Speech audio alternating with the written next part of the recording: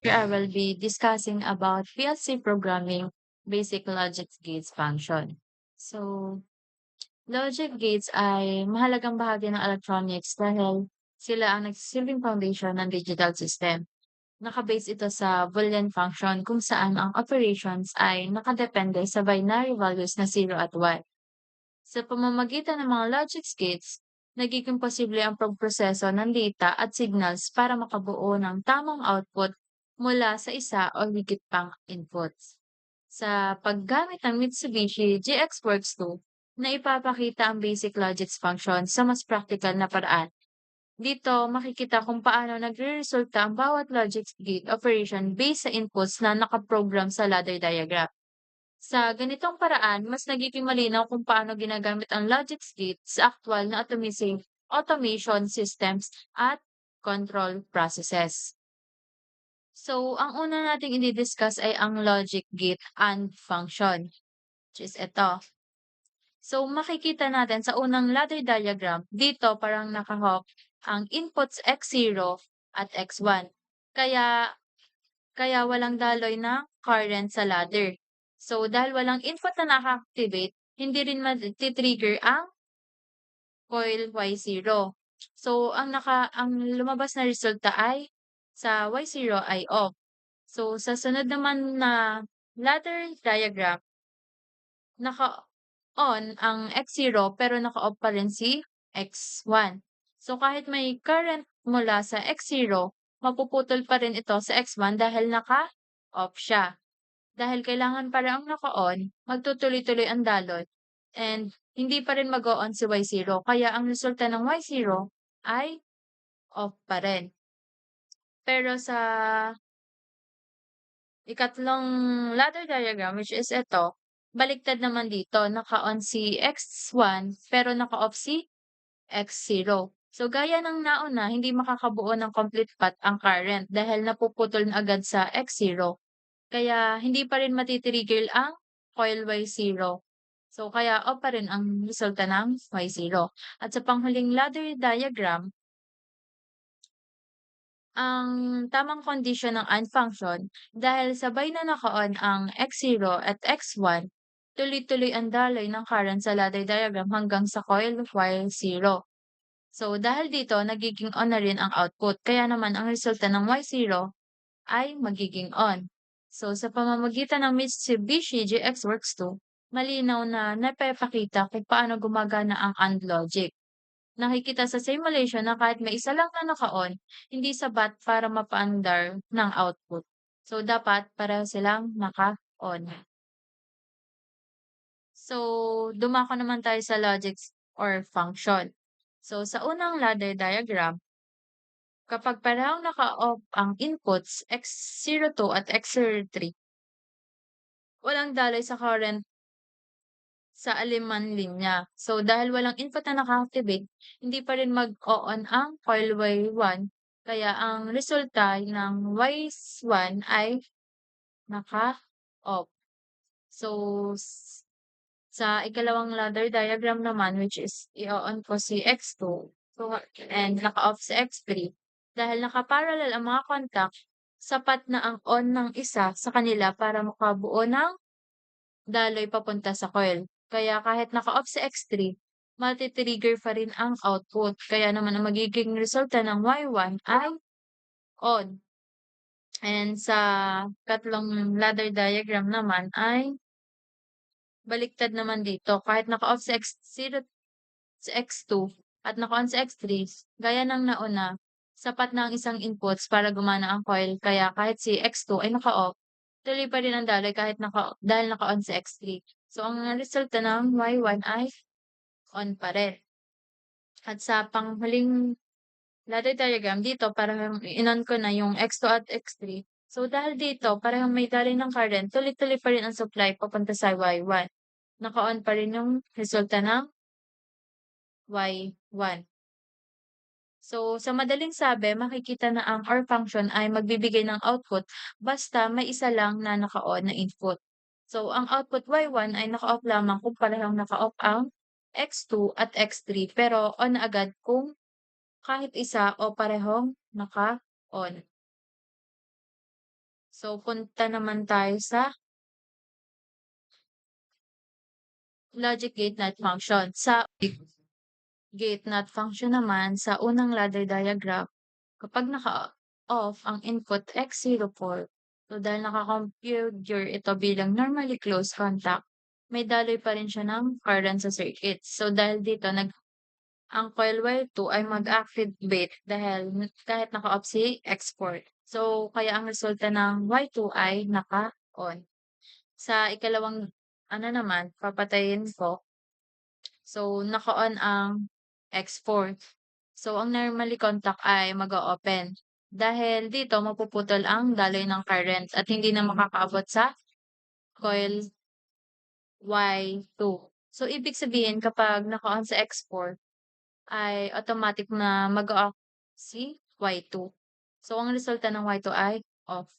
So pinapakita na ang NOT gate ay gumagana sa kabaligtarang prinsipyo ng kung off ang input, on ang output. At kung ang input, off naman ang output. So ito ay malaga sa mga control system kung saan kinakailangan ng automatic switching o safety features na magti-trigger kapag walang input signal. So punta naman tayo sa gate non-function. So dito, kung parehong naka-off ang input X5 at X6 ay ang mga contacts ay normally closed kaya may daloy pa rin ang current dahil dito naka-activate ang ating coil wire 3. So ang resulta ng wire 3 ay naka-on. So dito naman ay i-on natin si X5. Kaya nag-open ang contact niya, ngunit si X6 ay naka-off at nananatiling close dahil may isa pang path ng current ay makakadaloy pa rin yung ano, papunta sa output. So, ang resulta ng Y3 pa rin ay naka-on. So, babaliktarin naman natin siya sa X5 ay naka-off at close habang sa X6 ay naka-on at open. So, dahil may available pa rin na close contact mula sa X5 ay makakadaloy pa rin ang current mula kay X6. So, makakadaloy pa rin ang current papunta sa coil. So, ang resulta ng Y3 ay naka-on. So, sa ika-4 naman naka-on ay parehong mag-o-open yung contact. So, dahil dito mapuputol ang daloy ng current at hindi mag-a-activate ang ating coil, which coil Y3. So, ang resulta ng Y3 ay off. So, sa madaling salita or ang non-function ay kabaligtaran ng AND. And pinapakita dito na ang output Y3 ay laging on maliban na lang kung parehong naka-on ang inputs. Kung kahit ay kung kahit isa ay naka-off, mananatiling naka-on ang output.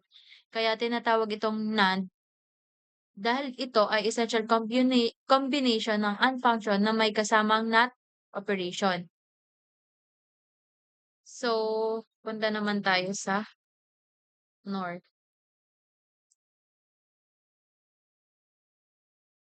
So, eto. So, makikita natin na parehong naka-off ang inputs X7 at X10. So, ang contacts nila ay naka-close or normally close. Kung makakadali ang current papunta sa Y4, so ang resulta ng Y4 ay naka-on. So, kapag ang X7 naman ay naka-on,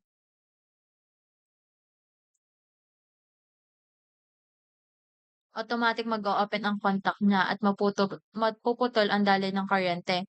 So, kahit naka-off si X10, hindi na kaya makakarating ang current sa output. So, ang resulta ng Y4 is off.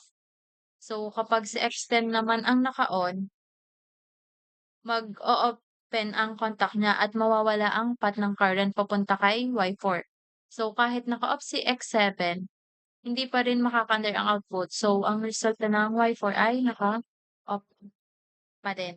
So, kapag naka-on si X7 at X10, parehong mag-o-open ang contacts at tuluyang mapuputol ang daloy ng kuryente. So dahil dito ma-e-energize ang coil Y4. So ang resulta ay off pa din. So sa madaling sabi, ang NOR function ay kabaligtaran ng OR. So ang output Y4 ay magiging on lamang 'pag parehong naka-off ang inputs at magiging off agad kung kahit isa man lang sa inputs ay naka-on. So pinapakita nila na ang NOR gate ay combination ng OR gate na may kasamang NOT operation. Lastly, sa logic gate XOR function na makikita natin sa unang ladder diagram ay kapag parehong naka-off ang X011 at X012, walang current na makakadaloy sa kahit alin sa mga contact path. So dahil dito, hindi ma-energize si Y5. So ang resulta ng Y5 ay naka-off. And once na so kapag naka-off naman si X11 pero naka-on si X12, ang ikalawang branch naman ang magsasara ng path. So para sa kuryente. So dahil dito, iilaw muli yung output Wi-Fi. So ang resulta ng Wi-Fi ay naka-on. So sa third ano naman, bubuksan ko ito. Tapos ito, habang naka-off si X12, magkakaroon ng close path sa unang branch ng circuit. So dahil dito, makakadali pa rin ang kuryente at ma-energize ang coil while Y5. So ang resulta ay naka-on. So sa ika-apat naman, ito, 'to. So kapag parehong naka-on ang inputs, so parehong branches ay hindi makakabuo ng tamang path. So dahil dito kasamang NOT contacts. So dahil dito mawawala ang daloy ng kuryente papunta kay Y5. So ang resulta niya ay magiging off. So ang XOR function ay nagbibigay ng output na on lang kung exactly input ang naka-on. So kapag naka-off o parehong naka-on ang inputs, mananatiling off ang output. So ayun lang po. Thank you po.